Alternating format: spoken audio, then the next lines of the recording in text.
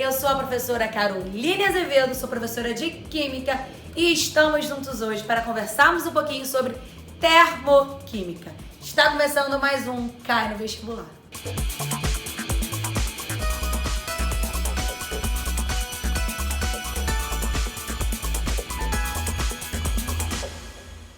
Então hoje vamos falar da parte da química que vai trabalhar com os calores envolvidos em uma reação química. A termoquímica, ela nos garante se houve uma perda de calor ou um ganho de calor em uma reação química. Mas como assim? Cada substância tem a sua entalpia. Entalpia é esse calor. Eu posso chamar o calor de reação de entalpia de reação. O calor da substância como entalpia da substância. A entalpia da substância ela é medida de acordo com os movimentos que existem ali entre os átomos, na molécula. Essa entalpia geralmente aparece para você já em uma questão de vestibular, em uma questão do Enem.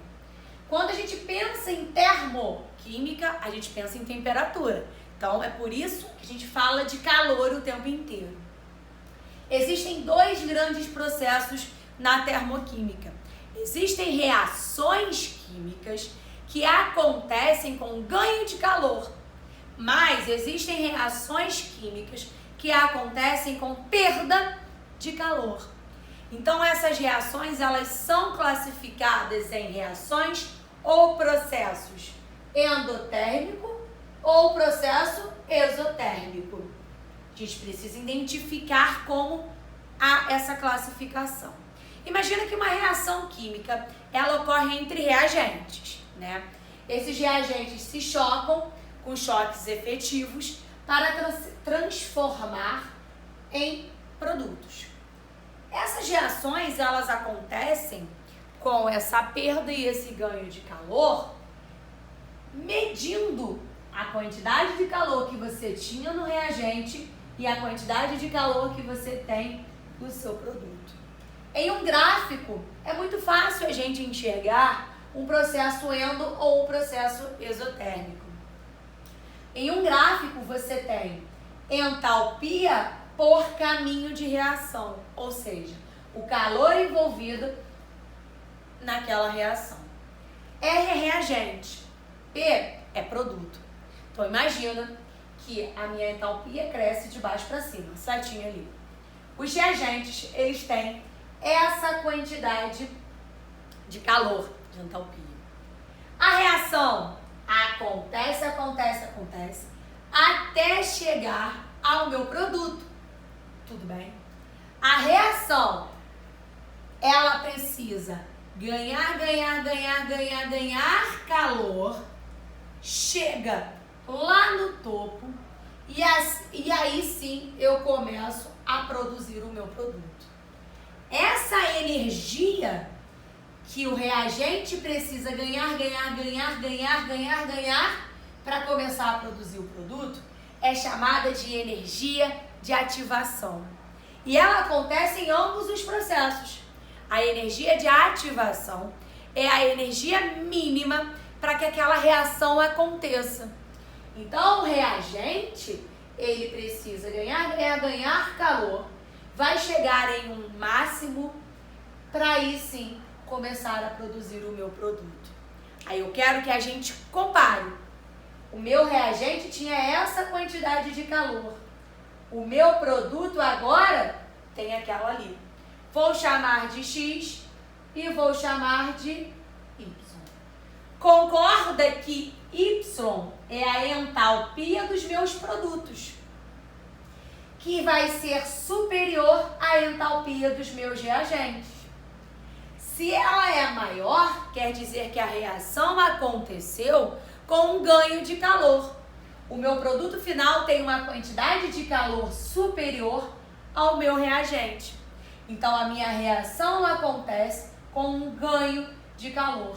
Por isso que a gente chama de processo endotérmico.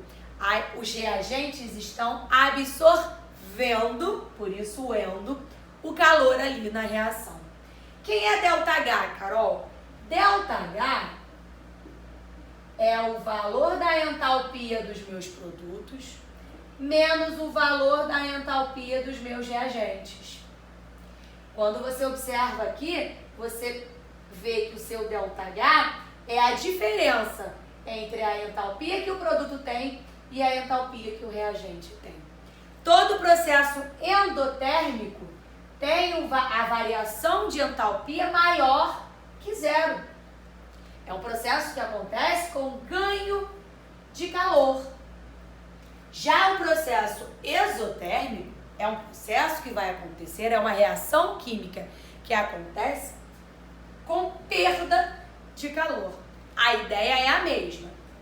Eu tenho o meu reagente com aquela quantidade de entalpia, ele ganha calor, chega no máximo, e esse máximo a gente chama de complexo ativado. Esse pico a gente chama de complexo ativado, que é o momento em que as minhas ligações estão sendo rompidas nos reagentes e nos produtos elas estão sendo formadas. Então, o complexo ativado é o pico para começar a produzir o produto. Mas, o que é mais interessante aqui é que o reagente, em uma reação exotérmica, ele também precisa de uma energia de ativação, que é aquela energia mínima para que a minha reação aconteça. O reagente ganha calor, chega no máximo e aí sim ele começa a produzir o produto.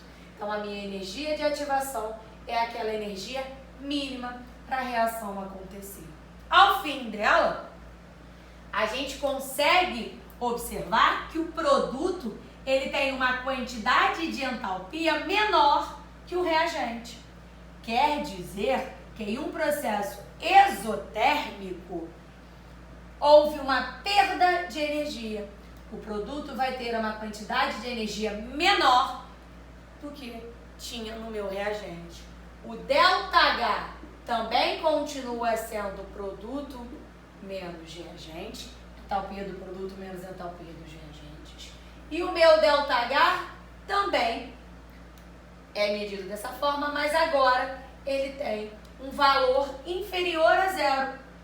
O menos que vai aparecer para você é só para te dizer que houve perda de energia, houve perda de calor, houve perda de entalpia.